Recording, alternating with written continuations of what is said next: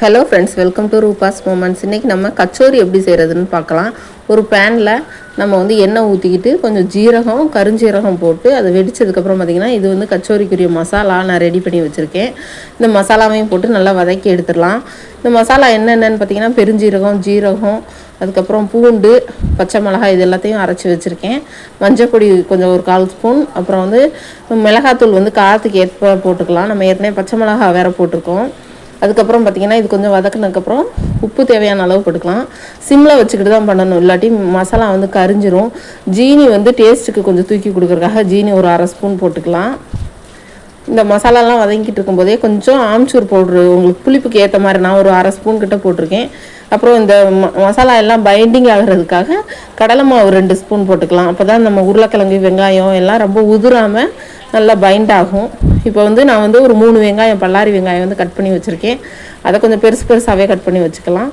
அதையும் போட்டுக்கிட்டேன். அதுக்குள்ள ரொம்ப வதங்கணும்னு இல்லை, கண்ணாடி பதம்லாம் தேவையில்லை. அதை போட்டு வதக்குனதுக்கப்புறம் பார்த்திங்கன்னா கரம் மசாலா ஒரு 1/2 ஸ்பூன் கரம் மசாலா போட்டு வதக்குனதுக்கப்புறம் நான் வந்து உருளைக்கிழங்கு வேக வச்சு மசிச்சு வச்சுருக்கேன். அந்த உருளைக்கிழங்கையும் இதோடு போட்டு நல்லா மிக்ஸ் பண்ணிக்கலாம். இது வந்து வேக வச்சு உருளைக்கிழங்கு தான், ரொம்ப நேரம் கடாயில் வைக்கணும்னு அவசியம் இல்லை. அடுப்பு ஆஃப் பண்ணிவிட்டு அப்புறம் கொத்தமல்லி இலை தூவி விட்டுக்கலாம். உங்களுக்கு வேணால் லெமன் கூட புழிஞ்சிக்கலாம்.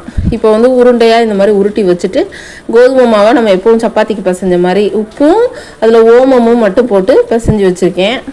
இதில் இந்த மாதிரி உருட்டி உள்ள ஸ்டஃப் பண்ணி வச்சுக்கலாம்.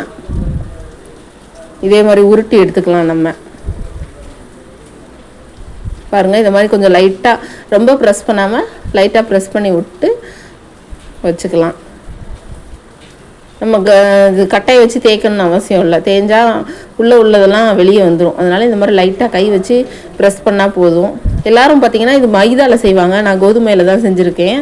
ஹெல்த்தியாக இருக்கணுமே, குட்டீஸ்க்கு கொடுக்கணுமேன்றக்காக நான் மைதாவில் செய்யாமல் கோதுமையில் செஞ்சுருக்கேன். இந்த மாதிரி நம்ம பூரி பொரிக்கிற மாதிரி தான், எப்போ கொஞ்சம் மீடியம் ஃப்ளேமில் வச்சு பொரிச்சு எடுத்துக்கலாம். இது வந்து உள்ளே வெயிட்டாக இருக்கிறதுனால நம்ம பார்த்து கவனமாக திருப்பி போடணும், இல்லாட்டி ஆயிலெலாம் மேலே தெரிச்சிரும். கொஞ்சம் சைடாக கொண்டு வந்து தான் திருப்பி போடணும். இப்போ பாருங்கள், நல்லா வெந்துருச்சு.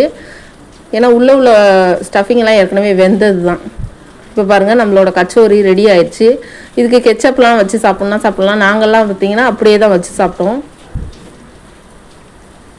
பாருங்கள், உள்ளதெல்லாம் நல்லா இதோடு சேர்த்து நல்லா பைண்டாக இருக்குது. இந்த மாதிரி நீங்களும் செஞ்சு பார்த்துட்டு எப்படி இருக்குது அப்படின்றத கமெண்ட்ஸில் சொல்லுங்கள். இன்னொரு வீடியோவில் பார்க்கலாம். தேங்க்யூ.